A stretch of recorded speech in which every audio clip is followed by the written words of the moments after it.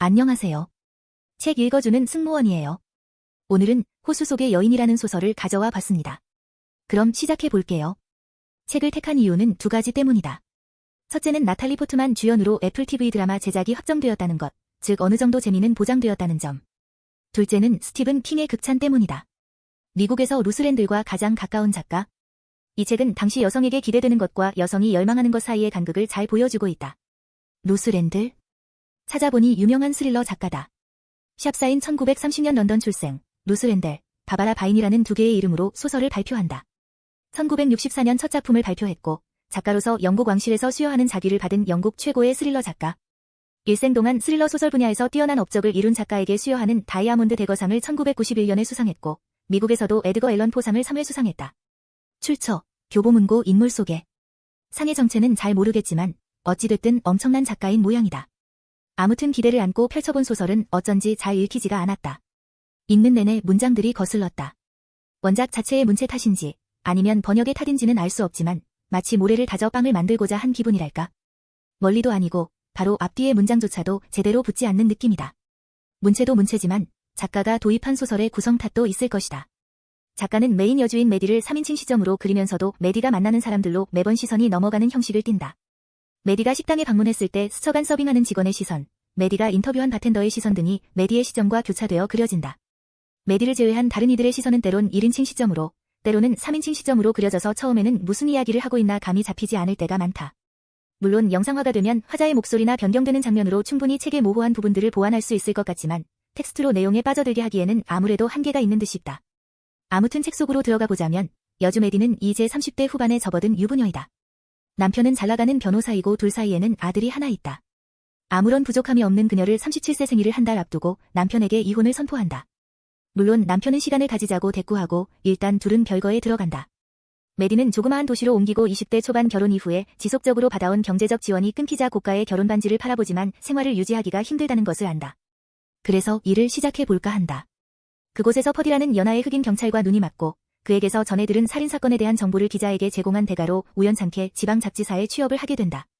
소설은 배경은 1960년대이다. 취업을 한 이후에 최근에 일어난 일이지만 아무도 관심을 갖지 않은 한 가지 사건에 메디는 지독하게 집착하게 된다. 20대 흑인 여성의 죽음. 연못 위에서 변사체로 떠오른 사건. 경찰은 단순 자살로 종결지어 버리지만 메디는 어딘가 탐탁지가 않다. 메디가 보기에는 살인사건이다. 메디는 이 사건을 캐기 시작한다. 사람들은 말린다. 심지어 현재 남자친구는 흑인인 퍼디까지도. 사람들은 흑인이 죽은 거에 아무런 관심이 없어. 설사 살인사건으로 밝혀진다고 하더라도 관심이 없을 거야. 라고 말하면서 기사거리지도 되지 않은 사건에 매달리는 메디를 곱지 않은 시선으로 바라본다. 메디가 사건에 급히 개입될수록 많은 사람들이 그녀를 저지한다. 흔한 말대로 더 알게 되면 다친다는. 사건에 깊이 들어갈수록 나는 혹시 메디의 남친인 퍼디가 범인이 아닐까? 라는 내 나름의 반전을 상상하며 읽었다.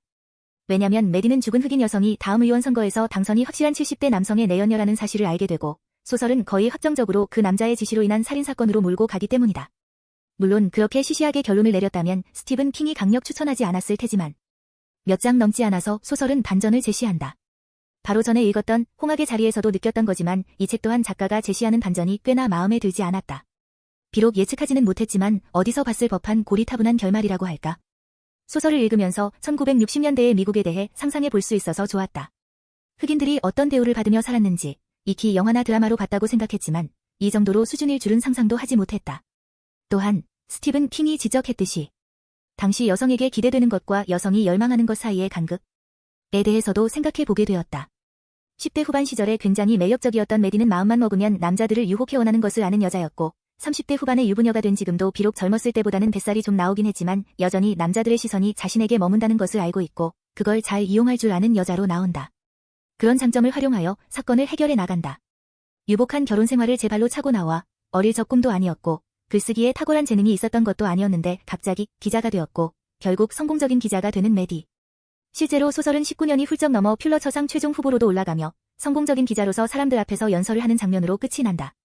과연 그녀에게 1960년대의 미국 사회가 기대했던 것은 무엇이었고 그 속에서 그녀가 열망했던 것은 무엇이었을까? 마지막 페이지를 덮은 지 몇 분이 지나지 않았다.